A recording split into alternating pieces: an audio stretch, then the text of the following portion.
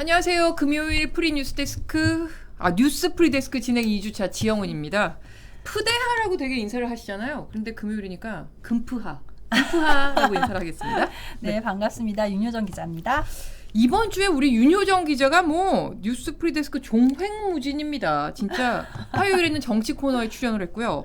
어제는 노재필 두목 휴가 때문에 큐시트 산책 맡았었죠. 네. 그리고 오늘은 이렇게 가운데 딱 앉아가지고 메인 진행에 또 코너도 진행을 합니다. 이게 완전 팔색조, 일당백 이런 말이 이럴 때 쓰는 게 아닌가? 제가 여러 차례 생각합니다. 말씀드렸는데 그냥 시키면 다 하는 게 제 컨셉입니다. 시키면 다 잘하는 게 정말 엄청난 능력 아닙니까? 이런 분을 이렇게 같이 모시고 진행을 한다는 게 제가 칭찬에 익숙치 않아가지고 지금 후배지만 어떤 반응을 보여야 될지 좋아하면 돼요. 네, 감사합니다. 후배지만 너무 영광입니다. 네. 저희 두 명이 20명의 몫을 하겠다는 각오로 금요 뉴스 프리데스크 임하고 있습니다. 그럼 오늘 낮에 눈에 띈 소식들 몇 개 간추리면서 출발하겠습니다. 네. 자, 오늘 가장 어제도 잠깐 말씀드렸는데 태풍 찬투 점점 이제 한반도에 다가오고 있다라고 얘기했는데 이제 다행히 우리나라보다는 조금 일본 쪽으로 치우쳐서 있긴 하지만 여전히 경남 지역, 부산, 울산 이쪽 지역은 아직도 영향권에 들어 있어요. 맞아요. 그리고 경상도 해안 지방엔 아직까지도 한 120mm 정도 비가 더 올 수 있다고 얘기를 하거든요. 국지적으로. 그리고 이게 찬투가 네. 바람이 굉장히 맞아요, 센 태풍이어서 우리 뭐 그런 거 많이 하잖아요. 이렇게 테이핑도 하고 했는데 아직까지도 영향권에 있기 때문에 바람 주의하셔야 될 것 같아요. 아침까지 주의하셔야 된다고 맞아요. 합니다. 그리고 우리나라는 오늘 밤부터 영향권에서 서서히 벗어날 것으로 예보는 됐는데 현재 진로를 보면 찬투가 오늘 저녁 일본 오사카 인근에 상륙할 것이라는 예보가 나왔습니다. 그래서 일본은 피해가 좀 우려되고 있는 상황입니다. 네, 그렇습니다. 네, 다음으로 가겠습니다. 한국갤럽이 지난 14일에서 16일 사이 실시한 가상대결 조사 결과 이재명 경기지사 대 윤석열 전 검찰총장 1대1 가상대결에서 저렇게 43대 42 막상막하의 결과가 나왔습니다.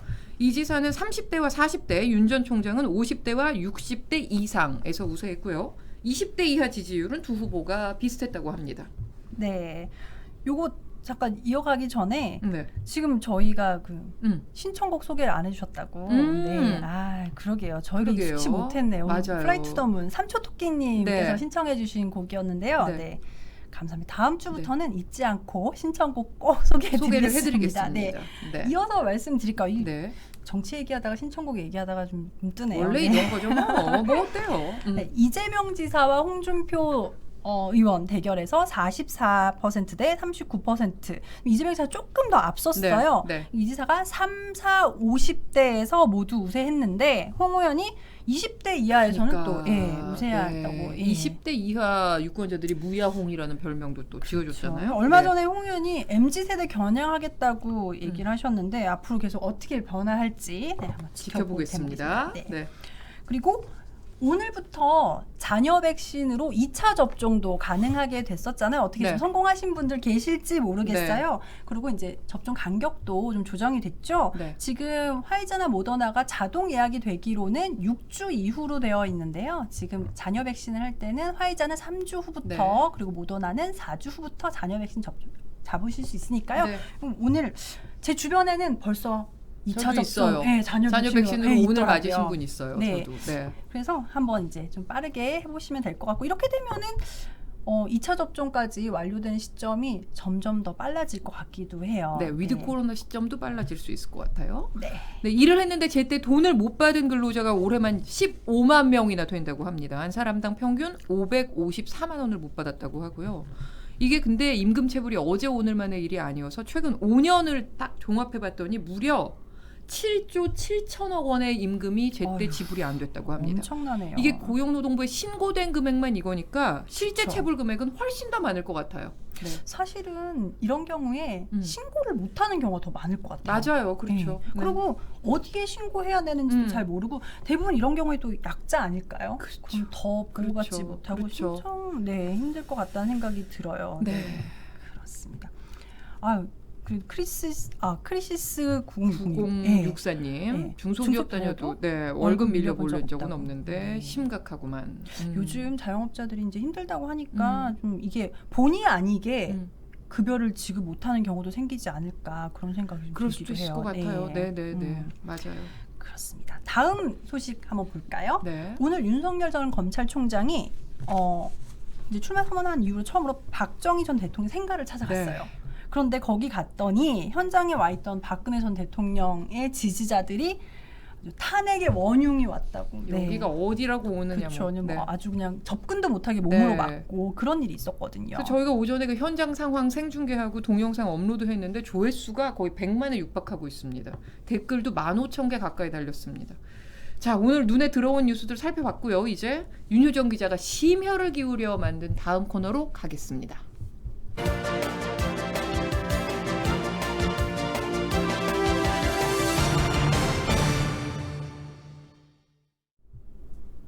네. 자, 다시 이제 시그널로 돌아왔습니다. 이게 삐까번쩍님 지난주와 마찬가지로 남다른 뉴스처럼 스트레이트로 뉴스만 읽어주는군요 이러시는데 저희가 좀 평일 월화수목하고는 약간 금요일엔 차별화를 하기 위해서 이 오프닝에 조금 낮에 있었던 소식을 정리하고 가자 이렇게 한 건데 네, 그렇죠. 제가 남다른 뉴스를 어제 하고 오늘 이걸 하니까 좀 습관이 나오는 걸 수도 있겠습니다. 네. 네. 빌로바 팀이 심혈 윤효정이 심혈을 기울여서 심혈. 네. 네. 자, 오늘은 어떤 얘기? 오늘은 네. 올림픽 얘기를 좀 가지고 왔어요. 근데 이거 아마 기억하시는 분이 많진 않을 것 같은데 네. 오늘 9월 17일이잖아요. 88 서울 올림픽이 1988년 9월 17일에 개막식을 했습니다. 네. 오늘이거든요. 네. 저는 너무 기억하는 게 제 친구가 고등학교 때 베프가 생일이 9월 17일이었는데 계속 자기 생일날 88 올림픽을 했었다는 얘기를 저한테 너무 주입식으로 얘기를 해서 지금까지도 33년이 지나도록 외우고 있습니다. 없는. 네, 외우고 있습니다. 그렇군요. 네. 그래서 이제 보니까 9월 17일 원래 하계 올림픽이니까 여름에 하게 되어 있잖아요. 네네네. 이게 하계 올림픽 개막으로는 가장 늦은 날짜더라고요. 이게 심지어 이제 좀 날씨에 따라서 약간 유동적으로 네. 두기도 한데 시드니 올림픽보다도 더 늦어요, 개막이. 그렇더라고요. 그래서 이제 그 도쿄 올림픽 얼마 전에 끝났는데 32회였거든요. 서울 올림픽 24회였죠. 뭐 다들 잘 아시겠지만 1회 올림픽은 그리스 아테네에서 열렸었습니다. 1896년. 근데 그 이후에 정말 놀랍게도 안 열린 때가 딱 3번밖에 없었어요. 네, 그게 1916년 그때가 6회 베를린 올림픽 때였고요. 그리고 40년 도쿄 올림픽, 44년 런던 올림픽 이때가 이제 세계 대전 때문이구나. 맞아요. 1, 2차 세계 대전 때 그때 대회가 중단됐었고 그 외에는 늘 4년에 한 번씩 꼬박꼬박 맞춰서 열린 거예요. 그러니까 이번에는 정말 1년 이렇게 연기된 건 정말 초유의, 그러니까 거의 이게 코로나가 세계대전 사건이라는 거죠. 그러네요. 네. 표상영님께서 저는 월드컵 베이비 세대랍니다라고 하셨는데 강민승님께서 전 95년생에 태어났다고. IM 써니님 손에 손잡고 벽을 넘어서 역시 코코둥절님 굴렁쇠. 네, 굴렁쇠 소년. 굴렁쇠 소년 제가 취재한 적 있었잖아요. 네. 뮤지컬 배우로 아주 잘 성장하셨더라고요. 이 제로니모님은 누구실까요? 저를 개인적으로 아시는 분인 것 같아요. 지기자 안녕 계속 이러시는데. 남다른 뉴스에서 자주 뵙다 보니까 친근함에 그러실 수 있을까요? 근데 남다른 뉴스에는 제로니모님이 안 들어오시거든요. 그래서 누구신지 저를 개인적으로 아시는 것 같아요. 네. 보니까 이사라님께서 94년생이라고 오늘 이제 몇 년생인지 전부 다 커밍아웃 하시는 날인가 봐요. 네. 커밍아웃. 갑자기 출생 신고. 크크크. 네. 다시 얘기를 좀 돌아가면 근데 공교롭게도 도쿄올림픽이 취소가 됐었잖아요. 또 이번에도 또 연기가 됐잖아요. 도쿄는 올림픽을 치를 때마다 이렇게 어려움을 겪게 되는 것 같아요. 네. 그리고 도쿄 같은 경우에는 사실은 먼저 1938년에 먼저 올림픽이 개최권을 먼저 반납을 했어요. 우리 못할 것 같다고. 그렇게 하고 이제 그럼 다시 재유치를 하는데 시간이 엄청 오래 걸려서 1964년에서야 다시 올림픽을 개최하게 되거든요. 그리고서 이번에 또 왔는데 이번에 또 이렇게 참 희한한 일이죠. 도쿄는 올림픽을 치를 때마다 아주 어려움을 겪는 것 같습니다. 그럼 도쿄 올림픽 얘기에서 다시 이제 88 올림픽 얘기로 돌아가면 당시 160개국이 출전했었는데 역대 최대 규모였잖아요. 맞아요. 그쵸? 그때는 이게 역대 최대 규모였어요. 이번 도쿄 올림픽 같은 경우에는 코로나 시국임에도 불구하고 205개국 그리고 선수단 규모도 11,000여 명 정도였는데 그때 이제 160개국에 8,300명 정도 이제 선수단이 입국을 했었는데 이게 지금이랑 비교하면 적어 보이지만 그때 이제 역대 최대 규모고 이제 그 냉전을 접는 이제 모두가 다 왔던 거죠. 아주 화제였거든요. 근데 이게 전 세계의 축제가 여기서 열린다라고 해서 우리 국민들의 관심도 정말 어마어마했어요. 그게 어느 정도였냐면 제가 그때 당시 이제 자료를 찾아보다 보니까 개막식을 할 때 도로에 차가 한 대도 없는 거예요. 다들 그 개막식을 보려고. 네. 그래서 너무 궁금하잖아요. 그래서 당시 개막식 모습을 누굽니까? M라운지에서 아주 깔끔하게 잘 정리를 해서 모아봤거든요. 영상 보시고 다시 얘기 나눠보겠습니다. 여러분 안녕하십니까. 서울올림픽 팡파르가 울려 퍼진 1988년 9월 17일 MBC 뉴스데스크입니다. 50억 지구촌 가족들은 오늘 사상 최대의 올림픽이 개막된 서울 코리아의 기적을 감탄과 갈채로 지켜봤습니다. 오늘 뉴스데스크는 첫 순서로 역시 세계인이 감탄한 개막식 광경을 하이라이트로 엮어봤습니다.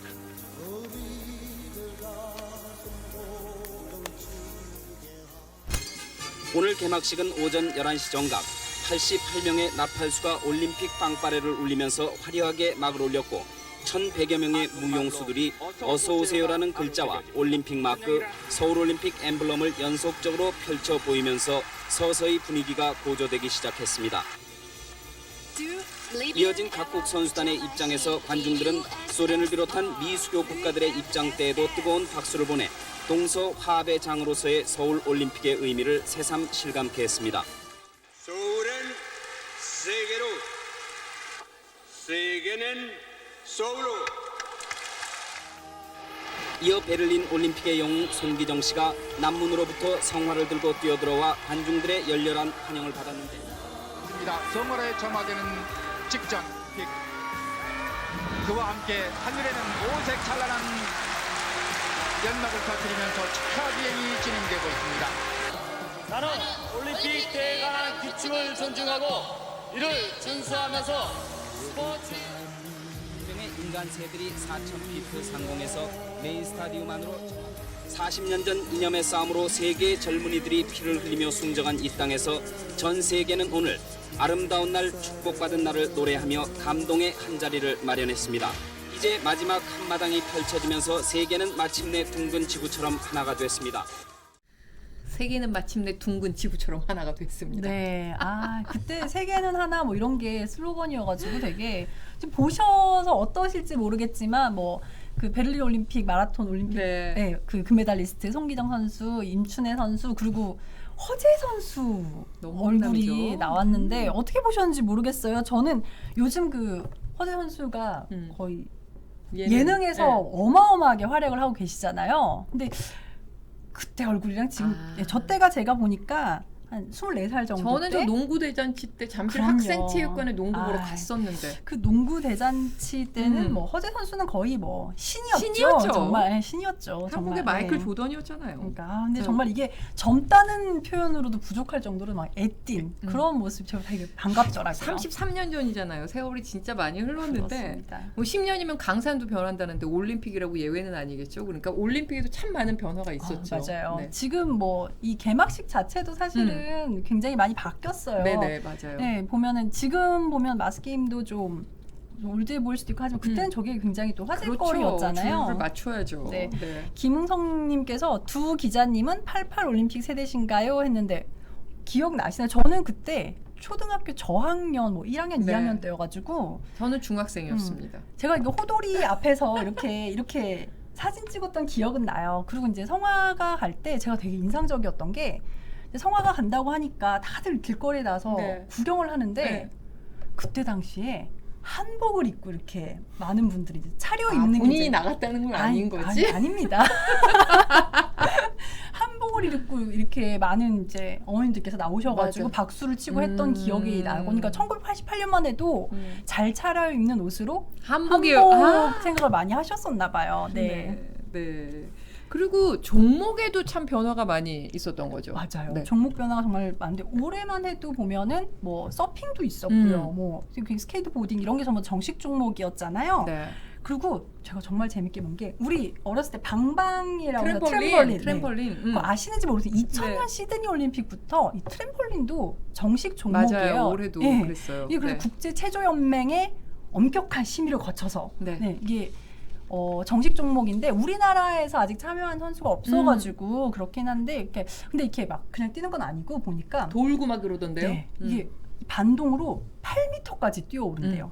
그렇게 해서 거기에서 이제 각종 뭐 다양한 기술을 구사하고 이제 네. 체조를 하는 거죠. 정말 너무 놀랍더라고요. 네. 그리고 더 놀라운 건 3년 뒤에 파리 올림픽 때는 비보잉이 맞아요. 브레이크 댄스가 처음으로 맞아요. 정식 종목이 된다고 하더라고요. 네. 그래서 이게 정말 시대 변화에 따라서 여러 가지가 많이 바뀐데 이게 종목 스포츠라고 하면 이제 고정된 생각이 있을 텐데 제가 너무 놀라운 게 내년 그러니까 파리 올림픽부터는 우리가 정말 전통적으로 스포츠라고 생각하는 야구가 빠지고 비보잉이 들어간다. 정말 이건 변화가 있는 것 같아요. 그렇죠. 네. 그렇죠. 젊은 친구들이 좋아하는 종목들이 더 많이 들어가고 맞습니다. 그런 경향도 있는 것 같아요. 네. 네, 9월 17일 손에 손잡고가 울려 퍼졌던 1988년의 그날을 다시 한번 살펴봤습니다. 윤효정의 시그널이었습니다. 네.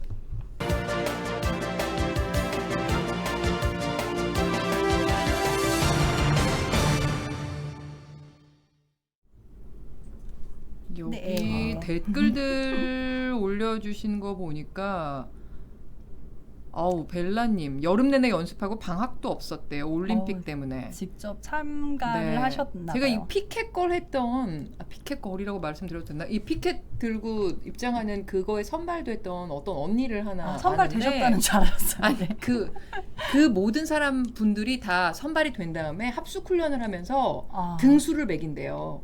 1등부터 이렇게 등수를 다 매겨서 1등 한 사람부터 자기가 들고 싶은 국가의 피켓을 고르는 거였대요. 그럼 1등이 대한민국이요. 미국을 골랐다 그러더라고요. 그 세상에. 1등 하신 분은. 그리고 그리고 이 언니는 본인은 그래도 중위권이라서 벨기에를 골랐다라고 저한테 얘기하셨었어요. 저희가 너무 귀한 분을 모셔놓고 또 올림픽 올림픽 얘기만 나왔으니까 하면 이제 안 돼. 지금 나왔구나. 말해도 됩니까? 저희가 권희진의 너무- 세계는 이네요라고 말씀해 주신 네. 아이고 죄송합니다. 네. 너무 환영합니다. 권희진 기자 안녕하세요. 이름이 제일 여성스러워. 네. 네.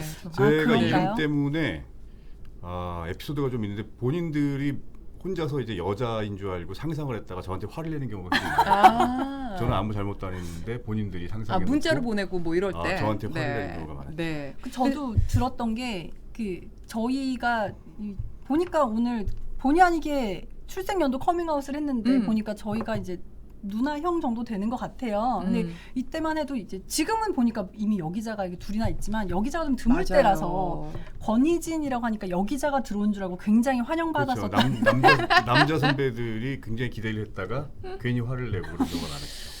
근데 권희진 기자가 지난주 드디어 유튜브 데뷔를 했는데 주변 반응이나 뭐 어땠어요? 소감이 있을 것 같아요. 네, 주변 반응은 노잼이라는 반응이 좀 대다수였다. 그리고 댓글을 안 본다. 댓글을 무서워서 안 봤고요. 노잼은 앞으로 조금씩 반성하고 조금씩 재밌어지는 걸로 시간이 많이 걸립니다. 네. 만회를 하도록 하겠습니다. 네. 김정국님께서 부친이 잘못했네라고. 권희진. 그렇죠. 희진은 예쁘다. 네. 근데 또 하루님께서는 희진 매우 남성스러운데요라고. 근데 저도 듬직한 희진.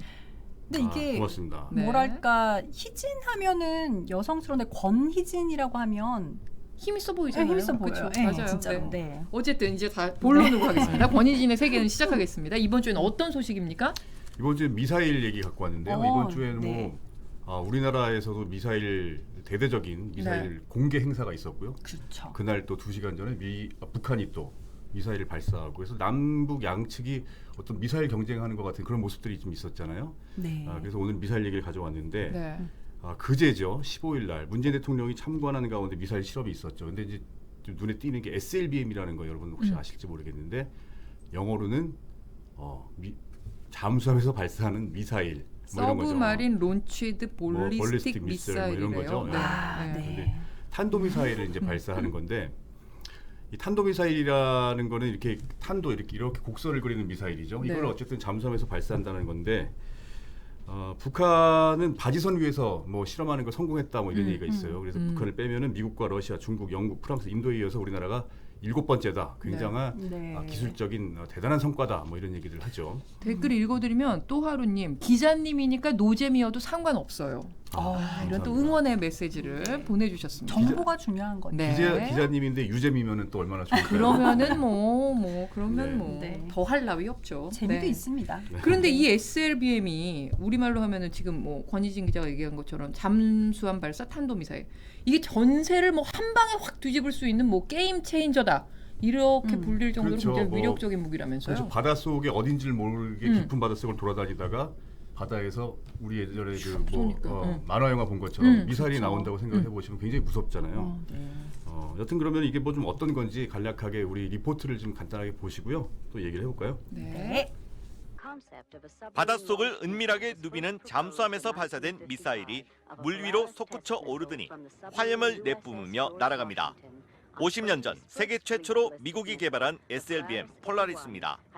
이후 각국의 개발 경쟁이 본격화하면서 사거리만 무려 12,000km, 대륙간 탄도미사일 ICBM에 버금가는 괴물 SLBM까지 등장했습니다. 망망대해, 언제 어디서 발사될지 몰라 발사 징후를 미리 포착하는 건 거의 불가능합니다. 전장의 게임 체인저라 불리는 이유입니다. 적의 선제 공격으로 지상 전력이 무력화될 경우 핵탄두가 실린 바닷속 SLBM은 반격을 위한 필수 전력입니다. 핵 강대국들이 개발에 몰두해온 이유입니다. 상대방이 핵 공격을 하더라도 충분한 보복 전력으로서 움직일 수 있어가지고 그 어체력이 담보가 되는 그런 무기체라고 평가를 할 수가 있거든요. 특히 오늘 우리 군이 성공한 콜드 론치, 즉 수중에서 발사하는 고난도 기술은 지금껏 성공한 나라가 6개국에 불과합니다. 실제 잠수함 발사 시험에 성공함으로써 우리나라는 세계에서 7번째로 SLBM 잠수함 발사에 성공한 국가가 되었습니다. 콜드 론치라는 얘기 나왔죠? 네, 나왔어요. 말 그대로 콜드, 차갑게 론치한다. 바닷속에서 발사를 한다는 건데 바닷속에서는 불이 안 붙잖아요. 그러니까 이제 미사일을 깊은 바닷속에서 공기 압력으로 띄우는 거죠. 물 바깥으로. 그다음에 점화, 불을 붙여가지고 미사일을 날리는 기술인데 이게 굉장히 좀 쉽지 않다고 해요. 물론 뭐 잠수함이 바닷속을 돌아다니다가 위로 쓱 올라와서 뭐 발사를 해도 위력적이겠지만 그러면 이제 좀 걸릴 가능성이 그러면 많겠죠. 잠수함에서 쏘는 의미가 없는 거잖아요. 그렇죠. 뭐 전혀 없다고는 할 수 없겠지만 뭐 그죠. 바닷속에서 발사하는 게 굉장히 중요하겠죠. 어쨌든 뭐 아까 핵미사일 얘기도 나왔지만 어딘지 모르는 바다에서 어떤 나라를 내가 공격을 했다. 그런데 이 나라가 나보다 힘이 약하지만 이 나라가 이제 어느 정도 이제 궁지에 몰리면은 어딘지 모를 바다에서 핵미사일을 발사할 수 있다라고 보면 얼마나 무섭겠어요. 함부로 건드리지 못하잖아요. 그래서 이제 이거를 뭐 바닷속의 독침 이런 얘기도 하죠. 들어보면 정말 이렇게 위력적이라고 하니까 뭐 전 세계에서 아마 SLBM 이렇게 관련해서는 민감하게 생각할 것 같은데 제가 그때 보니까 뭐 우리가 남중국에 많이 들었는데 중국이 남중국해에 이렇게 집착하는 것도 이 SLBM 때문이다 이런 얘기가 있던데 이 얘기는 여러분들이 잘 못 들어보셨을 것 같아요. 어려워요. 제가 준비를 했는데 우리 지영은 기자는 좀 빼자 이런 얘기 했었거든요. 제가 반드시 얘기해야겠다. 이렇게. 남중국해 얘기 집중해 주십시오. 제가 빼자고 했는데 권희진 기자가 꼭 재밌는지 넣어야 안 된다고. 재미있는지 뭐 재밌는지 안 재미있는지 채팅창에 적어주십시오. 노잼이면 앞으로 제 말을 들으라고 하겠습니다. 남중국해에서 왜 그 중국하고 다른 뭐 나라들하고 굉장히 그 영해 분쟁이 있다 이런 얘기 많이 있었잖아요. 그래서 중국은 미국이나 다른 나라 배들이 남중국해에 오는 거 굉장히 민감해요. 그래서 이게 왜 그럴까 보면은 단순히 영해 문제만은 아니라는 거예요. 뭐냐면 서해안에 보면 그 중국의 중요한 그 잠수함 기지들이 있어요. 이 잠수함들은 SLBM을 싣고 다니는데 여기에서 짧은 거리의 탄도미사일이 아니라 대륙간 탄도미사일을 발사를 할 수가 있어요. 그러면 바닷속에서 미사일을 발사하는데 이 미사일이 미국의 서해안까지 타격을 할 수가 있다는 거예요. 그럼 여기에 핵미사일을 실어서 미국을 공격할 수 있으면 미국이 어떻게 하겠어요? 중국을 함부로 또 하지 못하잖아요. 아까 뭐 우리 독침 얘기도 했지만. 자, 그런데 문제는 뭐냐 하면 서해안 너무 얕아요. 서해안에서 돌아다니면은 걸려요. 그래서 남중국해 보면 하이난 섬이라고 우리 휴양지로 유명한 데 있잖아요. 거기에 이제 그 중국의 또 엄청난 그 해군 기지가 있는데 거기를 위주로 활동을 하는데 남중국해에는 뭐 굉장히 깊은 바다가 많이 있습니다. 그럼 거기에 숨어 들어가면은 찾을 수가 없죠. 그래서 거기에서 이 잠수함들이 제대로 활동을 하게 하려면 남중국해에 뭐 미국이나 미국의 패거리들이 들어오는 거를 중국은 용서할 수가 없는 거예요. 그런 또 이유가 있습니다. 그래서 SLBM 얘기하려고 제가 남중국해 얘기를 끌어다 왔습니다. 자, 댓글을 한번 볼까요? 댓글 교수님 스타일 나왔는데요. 보고 있습니다. 네, 읽어드리진 않겠습니다. 권희진 기자가 상처받을 수도 있을 것 같아서 읽어드리진 않겠는데, 근데 우리가 몰랐던 얘기를 해주셨으니 얼마나 유익합니까? 그리고 근데 궁금한 거는 그렇게 위력적인 SLBM 이번에 우리가 발사에 성공한 것도 그렇게 위력적인 화력을 갖고 있는 건 거죠? 같은 건 거죠? 어떻습니까? 그 얘기 다른데 우리가 이번에 발사한 거는 한 사거리 이번에 500km 정도 되는 그 단거리 탄도미사일인데 이거는 좀 재래식 무기라고 해가지고 이거를 좀 평가절하는 사람들도 있어요. 그러니까 핵무기 아니면은 뭐 필요 없다. 뭐 이런 얘기하는 사람들도 있는데 이게 왜 이런 얘기들을 하냐면 이 탄도미사일에다 한 1톤 정도의 탄두를 탑재를 해가지고 날리면 이게 뭐 위력이 뭐 3층에서 5층 정도 건물 하나 부수는 정도밖에 없다 그러고 이 탄도미사일은 또 공격할 수 있는 범위가 좀 넓다고 해요.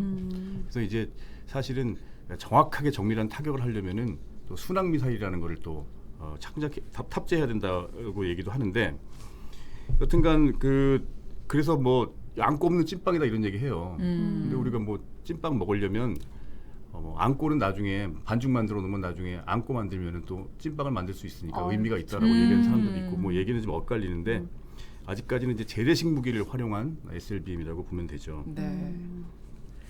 그러면 지금 말씀하신 것처럼 이제 뭐 찐빵이든 안고든 계속 만들어야 되는 건데 네. 이번에 이제 SLBM 이외에 다른 형 미사일 개발 계획도 계속 발표하고 있는 거잖아요.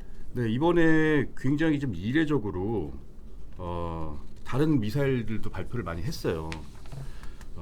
뭐 좀 그럼 관련 리포트를 보시고 어떤 것들이 좀 이번에 소개됐는지 간단하게 보시고 또 얘기해 볼까요? 네.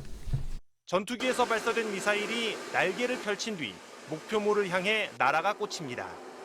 스텔스 성능과 정밀 유도 기술을 갖추어 먼 거리에서 쏘는 공대지 미사일로 역시 처음으로 항공기 분리 시험을 마쳤습니다.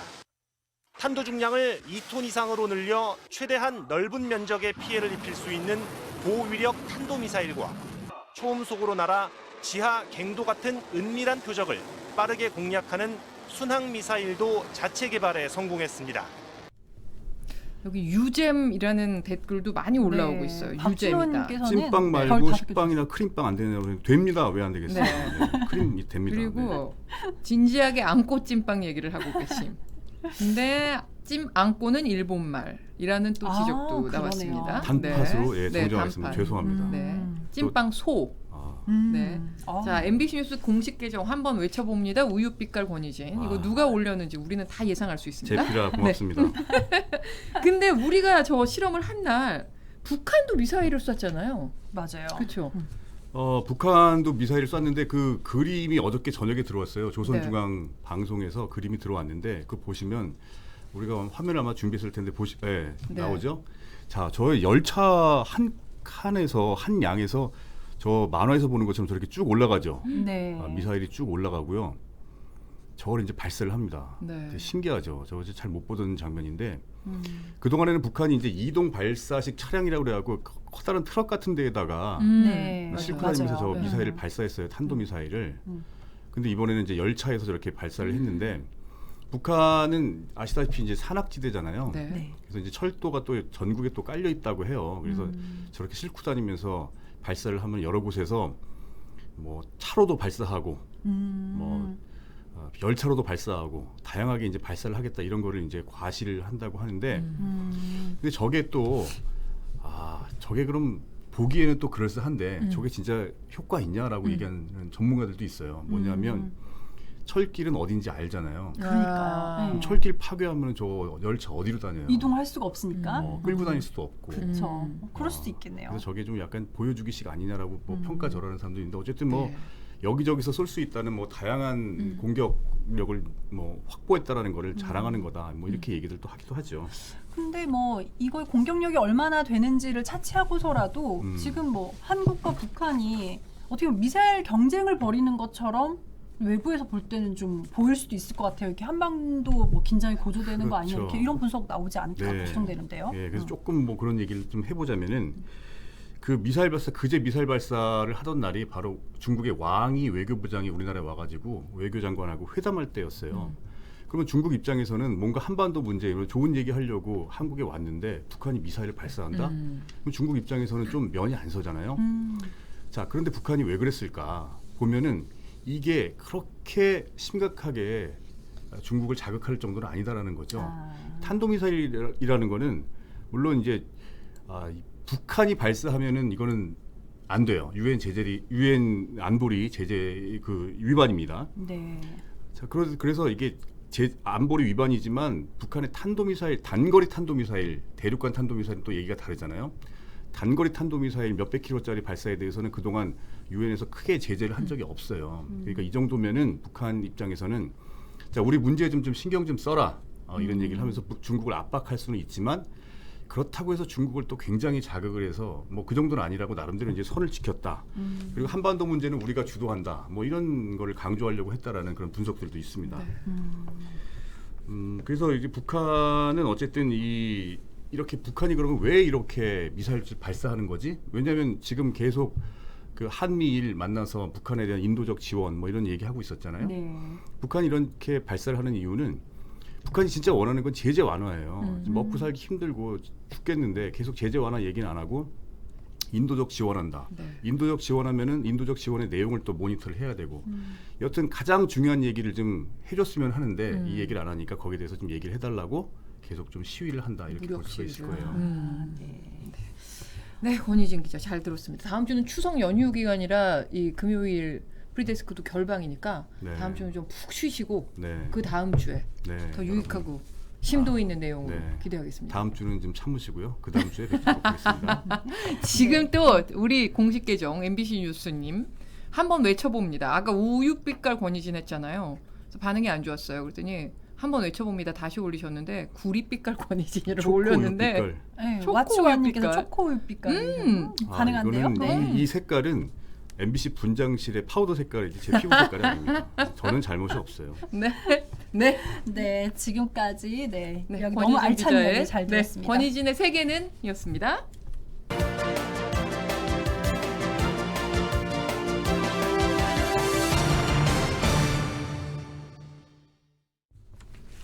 네, 프리데스크의 핵심 코너.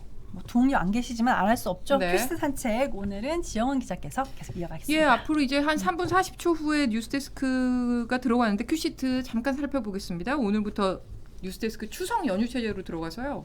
추석 연휴에 다른 특집 프로그램 편성이 많기 때문에 뉴스데스크 시간이 좀 축소됩니다. 네. 오늘은 30분으로 줄어듭니다. 미리 오늘 말씀을 그래서 드리겠습니다. 프리데스크가 오히려 본방보다 더 길어져 버렸어요. 더 길어요. 네. 네. 자, 첫 번째 톱 뉴스 오늘 0시 기준 코로나19 신규 확진자 2,008명이었죠. 거의 한 달 만에 다시 금요일 기준 2,000명대로 올라섰습니다. 네. 이 중에 수도권 환자가 10명 중에 8명입니다. 78%니까. 그러니까 수도권의 확산세가 굉장히 무섭습니다. 근데 문제는 추석 연휴가 시작됐다는 점입니다. 수도권 확산세가 전국으로 번질 수 있는 상황이 시작된 걸로 보이기 때문에 연휴가 아주 중차대한 고비가 될 거라는 얘기가 나오고 있습니다. 이동을 조금 줄이시는 게 그렇죠. 좋을 것 같아요. 네, 맞습니다. 그래서 오늘 뉴스데스크 리포트에서 좀 방역을 신경 쓰기 위해서 어떻게 해야 되는지 이런 것들도 저희가 좀 짚어드리고요. 그리고 추석 전에 국민 70%가 접종 1차 마치도록 하겠다는 정부 계획이 달성됐기 때문에 그나마 좀 다행이다 이런 얘기도 좀 짚어보겠습니다. 네. 그리고 오늘 오후 6시까지 신규 확진자는요. 1,643명으로 집계가 됐습니다. 어제보다는 좀 줄어들 걸로 보이는데 그래도 여전히 확산세가 사그러들었다 이렇게 볼 수는 없는 상황이라 추석 연휴에 좀 안전하게 방역 신경 쓰시면서 보내시길 당부드리겠습니다. 네, 다음 소식은 자, 두 번째 블록은 역시 태풍입니다. 명절 앞두고 태풍 소식 계속 날라와서 좀 걱정이었는데 초반에도 말씀드렸다시피 태풍 진로가 좀 대한해협에서 일본 쪽으로 방향을 틀었기 때문에 그래도 조금 다행스럽다 싶긴 합니다만 그래도 지금 울산, 부산, 경남 해안 지역에 바람 강하게 불고 있고요. 내일 아침까지 계속 될 거라고 합니다. 태풍 상황도 오늘 뉴스에서 점검을 하겠습니다. 네, 다음 볼까요? 다음 소식은 역시 이 얘기죠. 더불어민주당 대권 주자 가운데 지금 지지율 1위 달리고 있는 이재명 경기지사에게 악재가 찾아왔죠. 이른바 화천대유 의혹인데요. 이게 어떤 사건인지는 다들 대부분 아실 거고 오늘 뉴스데스크에서 화천대유 의혹이 뭔지 이재명 지사와 대해서 어떤 의혹이 제기되는지고 있는지를 아주 제대로 알려드리겠습니다.